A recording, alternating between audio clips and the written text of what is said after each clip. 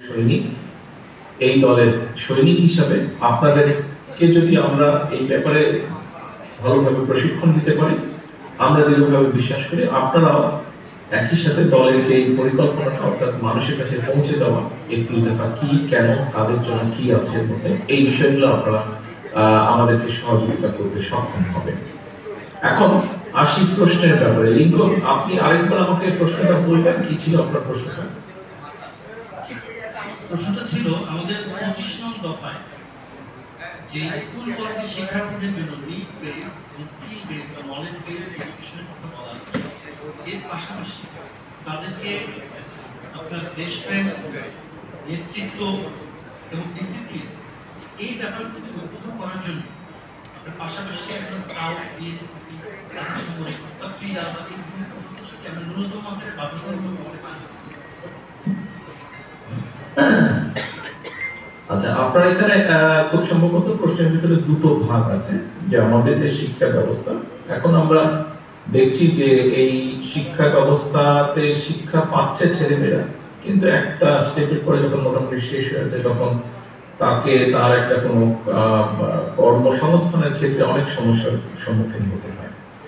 আচ্ছা, এখন আর এর বাইরে ডিসিপ্লিন করার জন্য খুব স্বাভাবিকভাবে আমরা জানি যে একটা জাতি যদি ডিসিপ্লিন না হয় তাহলে সেই জাতির সামনে এগোতে পারে না, এবং যেহেতু যাদেরকে নিয়ে আপনারা কথা বলছেন তারাই হচ্ছে দেশের ভবিষ্যৎ, দেশের ভবিষ্যৎ যদি ডিসিপ্লিন হতে পারে অবশ্যই আমরা দ্রুত সামনে এগোতে পারবো জাতি হিসেবে। তো এখন দ্বিতীয় প্রশ্নের প্রথমে যদি উত্তর দিতে হয়, আমি আপনার সাথে সম্পূর্ণভাবে একমত যে আমরা আগে যেরকম দেখেছি যে রোভার্স ছিল, স্কাউট ছিল, গার্লস গাইড ছিল, বিএনসিসি ছিল, বিভিন্ন যে এই সংগঠনগুলো যে কাজ করত, এর মাধ্যমে আমাদের ছাত্রছাত্রীদের স্কুল থেকে ইন্টারমিডিয়েট লেভেল পর্যন্ত বিভিন্ন পর্যায়ের ছাত্রছাত্রী ছেলেমেয়েরা ডিসিপ্লিন সহ জীবনে চলতে গেলে বিভিন্ন রকম বিষয় আছে যে বিষয়গুলো সম্পর্কে তারা একটা অভিজ্ঞতা অর্জন করতে। আমি ব্যক্তিগতভাবে মনে করি এবং আমার ইচ্ছা আছে ইনশাআল্লাহ আল্লাহর রহমতে জনগণের ভোটে আমরা যদি সরকার গঠন করতে সক্ষম হই, এই বিষয়টিকে আমরা আবার পুরো দমে স্কুল কলেজগুলোতে চালু করব, এবং আমরা চেষ্টা করব খুব সম্ভব আমরা এভাবে চেষ্টা করব যে আমাদের স্কুল কলেজগুলোতে যখন সামার বা উইন্টার ভ্যাকেশন হয়, ওই ভ্যাকেশনটাতে আমরা এই বিষয়টাকে সামনে নিয়ে আসবো।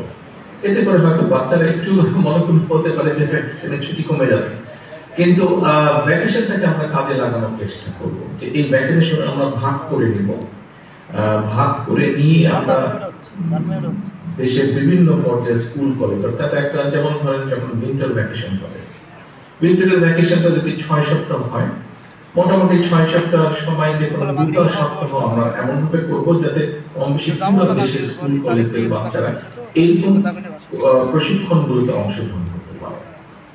অবশ্যই এটা প্রয়োজন। এটা গেল একটি আপনার প্রশ্নের দ্বিতীয় অংশের উত্তর।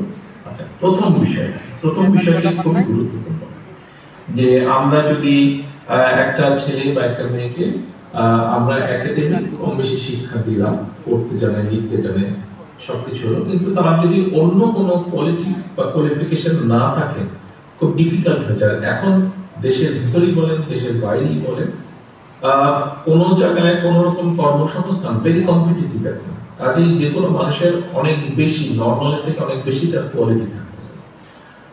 এর ব্যাপারটা ডিটেইল আমি সংক্ষেপে সবাইকে বলার চেষ্টা করছি, যেটি আমাদের চিন্তা আছে। প্রথমেই আমাদের আমি মনে করি এবং আমরা যারা বসে আলোচনা করে সিদ্ধান্ত নিয়েছি আমরা সকলে মনে করি যে আমাদের প্রাইমারি যে শিক্ষা ব্যবস্থা আছে, এই শিক্ষা ব্যবস্থাটাকে আমাদের খুব বেশি গুরুত্ব দিতে হবে, কারণ এটি হচ্ছে বুনিয়াদ শিক্ষা। তো প্রথমে আমরা যেটা করতে চাই, আমাদের প্রাইমারি স্কুলের শিক্ষক যারা আছেন তাদের ব্যাপারে দুটো বিষয়কে আমরা খুব সিরিয়াসলি অ্যাড্রেস করতে চাই। একটি বিষয় হচ্ছে স্বাভাবিকভাবে প্রাইমারি স্কুলের শিক্ষক, সেকেন্ডারি স্কুলের শিক্ষক, কলেজের শিক্ষক, যেটাই হোক না কেন, মানুষের তো জীবিকা, অর্থাৎ তার তো চলতে হবে, সমাজের জীবনে পরিবার নিয়ে চলতে হবে। এখন তাকে আমাদের সেই মিনিমাম সাপোর্টটা দিতে হবে। আমরা যেটা খেয়াল করছি, যেটা দুঃখজনক, আমরা এটি থেকে চেষ্টা করবো বের করে নিয়ে আসতে। সেটি হচ্ছে যে আমরা খেয়াল করেছি প্রাইমারি স্কুলের শিক্ষকরা শিক্ষকতা করছেন, স্কুলে যাচ্ছেন, কিন্তু স্বাভাবিকভাবে সরকার বা রাষ্ট্রের পক্ষ থেকে তাকে যেই অর্থনৈতিক সহযোগিতা বা বেতন হিসেবে কোনো যেটি দেওয়া হোক না কেন সেটি এনাফ না তার জন্য বর্তমান প্রেক্ষাপটে। তাকে হয়তো সেকেন্ড আরেকটা কাজ করতে হয় সংসারটা চালানোর জন্য। আমাদের যেটা লক্ষ্য হচ্ছে যে আমরা আমাদের বাজেটে এখানে বাড়াবো, অ্যালোকেশনটা আমরা বাড়াবো।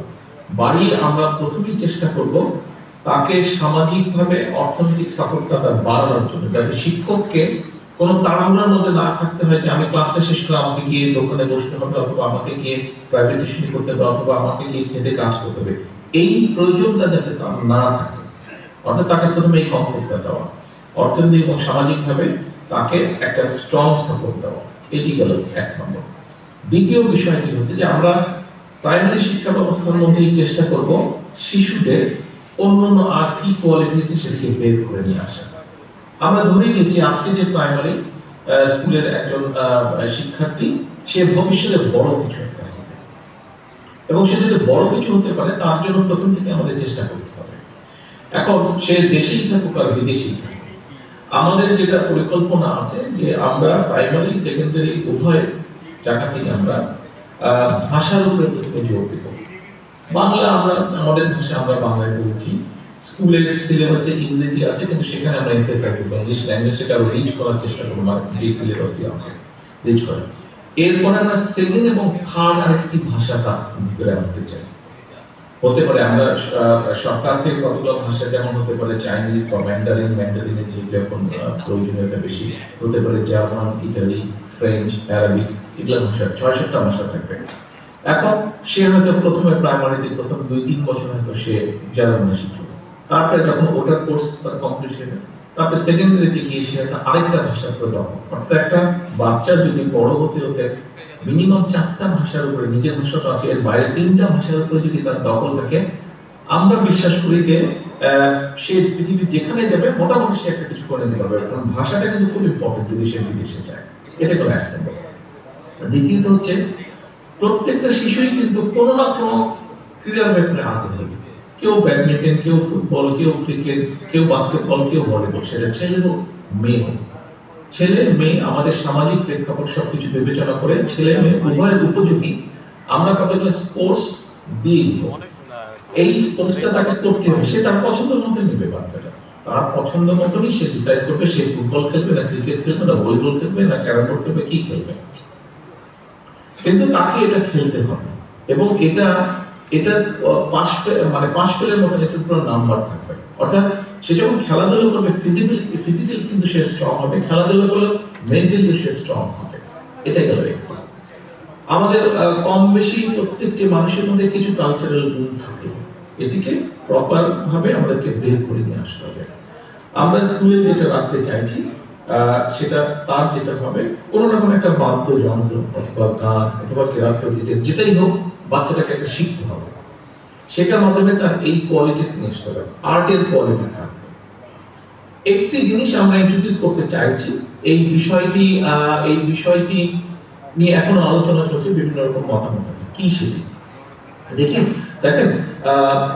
আমরা প্রায় বলি আমাদের বক্তব্যে আমরা একটি মানবিক সমাজ গড়তে চাই, আমরা একটি মানবিক দেশ গড়তে চাই। অর্থাৎ মানুষের মধ্যে মায়া থাকতে হবে, মানুষের মধ্যে এই জিনিসটা থাকতে হবে, সফটনেসটা থাকতে হবে। আমরা তো আল্লাহ আমাদেরকে সৃষ্টি করেছেন সৃষ্টির শ্রেষ্ঠ সৃষ্টি হিসেবে, তাই না? আশরাফুল মাখলুক বলা হয় আমাকে। তো এখন বিষয় হচ্ছে আমাদের দায়িত্ব কি? আমাদের দায়িত্ব হচ্ছে আল্লাহ যে সৃষ্টি দুনিয়া, এই দুনিয়ার বাকি যা কিছু আছে আমাদের পক্ষে যতটুকু সম্ভব আল্লাহ সেই সৃষ্টিটার প্রতি যত্ন নেন। যে জিনিসটা আমরা চিন্তা ভাবনা করছি, আমরা হয়তো প্রত্যেকটা ক্লাসে, আমরা প্রাইমারি ক্লাসে হোক সেকেন্ডারি স্কুলে হোক প্রাইমারি স্কুলে হোক, প্রত্যেকটা ক্লাসে হয়তো 3-4 জনের একটা গ্রুপ তৈরি করব বাচ্চাদের। এই গ্রুপটা কি করবে? এই গ্রুপটা যেটা করবে সেটা হচ্ছে তারা বন্ধুরা মিলে ডিসাইড করে নেবে।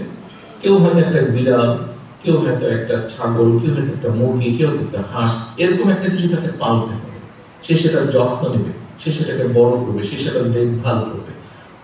আমরা ধারণা করছি যে এর ফলে যেটা হবে তাদের মধ্যে আস্তে আস্তে মানবিক গুণটা বৃদ্ধি পাবে।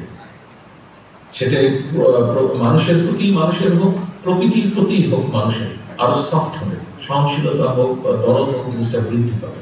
অর্থাৎ তাকে মানবিক বিষয়টিকে তার ভিতরে আরো নিয়ে আসা। তো এই যে সংক্ষেপে যেটা আমি বললাম, এইভাবে আমরা মনে করি তাদের মধ্যে যদি এই কোয়ালিটিগুলো আমরা দিতে পারি, অর্থাৎ আপনি যেটা বলছেন শিক্ষা, অর্থাৎ উৎপাদনমুখী শিক্ষা ব্যবস্থা, তাদের মধ্যে বাচ্চাদের মধ্যে প্রথমে যদি আমরা এই জিনিসটা প্রত্যেকের মধ্যেই কোয়ালিটি আছে, এগুলাকে যদি আমরা আস্তে আস্তে আস্তে ধীরে ধীরে দিয়ে দিতে পারি, তাহলে উৎপাদনমুখী। এখন এর মধ্যে অনেকে বলতে পারে সেগুলা স্কুল লেভেল